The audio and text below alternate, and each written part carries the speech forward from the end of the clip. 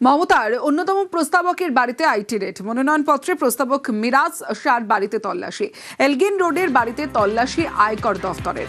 আরো বিস্তারিত জানাবে আমার সঙ্গে সান্নিক রয়েছে। সান্নিক, দেখো, এখনো পর্যন্ত যেটা জানতে পারা যাচ্ছে মূলত একটি জমি সংক্রান্ত মামলা, যেটি আজকে একদিকে আমরা দেখেছি রাসবিহারীর বিধায়কের বাড়িতেও যেমন একদিকে দেবাশিস কুমারের বাড়িতে যেমন একদিকে আজকে আইটি রেড চলছে, সেই সংক্রান্ত একটি বেশ কিছু পেপার ট্রেল এই অফিস থেকে পাওয়া যেতে পারে, সেই বিষয়কে মাথায় রেখেই এখানেও আয়কর হানা দেওয়া হয়েছে তেমনটি কিন্তু আপাতত মনে করা হচ্ছে।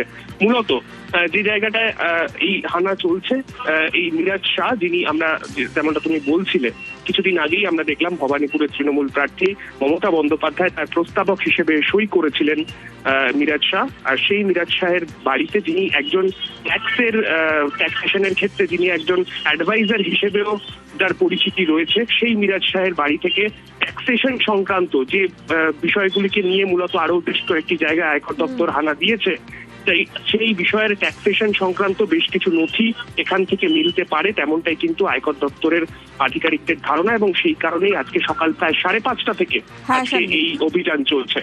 বেশ, মিরাজ শাহের নিরাপত্তার দায়িত্ব। উনি তো প্রাইভেট পার্সন, উনি পিএসও পান কি করে? উনি পিএসও পায় কি করে সেটা তো গভর্নমেন্ট বলতে পারবে, সেটা আমি বলতে পারবো না। আমার ডিউটি ডিটেলমেন্ট হলে আমি সেই হিসাবে আসবো। কবে থেকে আছেন? আমি 2022 সাল থেকে আছি। 2022 সাল থেকে। আপনি আসার পরে জানতে পারলেন যে আয়কর? আমি আসার পর জানতে পারি, পরে এসে দেখছি এটা তো ওনারা এখন বর্তমানে রয়েছে বাড়িতে আছেন? বর্তমানে স্যার আছে কিনা বলতে পারেন, আমার সাথে দেখা হয়নি। আমার সাথে কনফার্মলি দেখা হয়নি। আপনি কটা নাগাদ ইনফর্ম হলেন? আমি 10টা নাগাদ এখানে এসে জানতে পারবো। আমার তো যেরকম নর্মাল ডিউটি থাকে, যেরকম নর্মালি ডিউটি সেরকম নর্মালি যেরকম থাকে ডিউটি। উনি কি একজনই সিকিউরিটি পান? মানে আপনি রয়েছেন, আরো কেউ আছে আপনার মতো? না, আমার মতন আরো একজন রয়েছে। স্যারের এটাই বাড়ি। মানে কে কে থাকে ফ্যামিলিতে? স্যারের ফ্যামিলি, স্যারের মা, স্যারের এই বাড়ি তো স্যারের 1941 এর বাড়ি, 1941 সালের বাড়ি, কোনো বোর্ড রয়েছে। তো মিরাজ শাহ হচ্ছেন একজন গুজরাটি, বেশ কয়েক পুরুষ ধরে তারা বাংলায় আছেন, ভবানীপুরে আছেন। তার দোষ হচ্ছে কি, মমতা বন্দ্যোপাধ্যায়ের হয়ে তিনি প্রস্তাবনা করেছেন।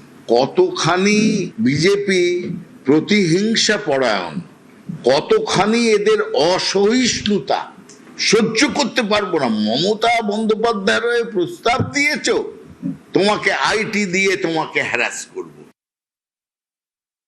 আত্মসহায়কের বাড়িতে কিংবা তার কাছের যারা কাউন্সিলর যারা ভোটে দাঁড়িয়েছেন তাদের বাড়িতে কেন্দ্রীয় এজেন্সি তৎপরতা দেখাচ্ছে, সেটা এজেন্সি বলবে, কোর্ট বলবেন, এবং যদি ওনাদের ব্যথা লাগে তা তৃণমূল কংগ্রেস বলবেন, আমরা কি বলবো? তৃণমূলের তরফে অনেক কিছুই দাবি করা হতে পারে, আমরা শুধু এটুকুই বলতে পারি যে কেন ওনাদের বাড়িতে যাচ্ছে বলুন তো? ওনারা সুপ্রিম কোর্টে গিয়ে বলছেন না কেন যে ওনাদের এরকম ভাবে হ্যারাস করা হচ্ছে? কোর্টে চলে যান।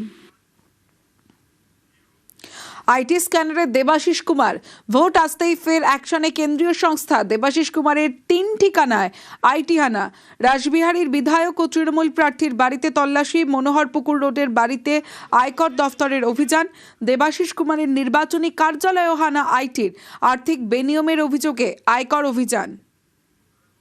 দেবাশিস কুমারের ঠিকানায় আইটি হানায় ষড়যন্ত্রের অভিযোগ, তালা ভেঙে ভোটের ব্লু প্রিন্ট চুরির চেষ্টার অভিযোগ কর্মীদের। বিজেপি এজেন্সির বিরুদ্ধে সরব তৃণমূল কর্মীরা। নির্বাচনী দলীয় কার্যালয়ে কেন্দ্রীয় সংস্থার তল্লাশি নিয়ে প্রশ্ন, ভোটের মুখে কেন আইটির তল্লাশি বলে প্রশ্ন তৃণমূল কর্মীদের। প্রতিবাদে বিজেপি এজেন্সির বিরুদ্ধে বিক্ষোভ স্লোগান কর্মীদের। জমি দখল তদন্তে দেবাশিস কুমারের বাড়িতে তল্লাশি, ইডির দেওয়া তথ্যের ভিত্তিতে দেবাশিসের বাড়িতে আইটি। জমি দখল মামলায় সম্প্রতি ইডির অভিযান। ব্যবসায়ী অমিত গঙ্গোপাধ্যায়ের বিরুদ্ধে জমি দখলের অভিযোগ। পুরসভা থেকে নথি তৈরি করে জমি বিক্রির দাবি এনফোর্সমেন্ট ডিরেক্টরেটের। ব্যবসায়ীর সূত্র ধরেই দেবাশিস কুমারের তথ্য মেলে বলে দাবি ইডির। মেয়র পরিষদ হিসেবে ব্যবসায়ীকে সাহায্যের অভিযোগ ইডির। দুবার জিজ্ঞাসাবাদে ইডিকে একাধিক নথি জমা দেবাশিস কুমারের। সেই নথি দেখেই দেবাশিস কুমারের বাড়িতে আয়কর হানা।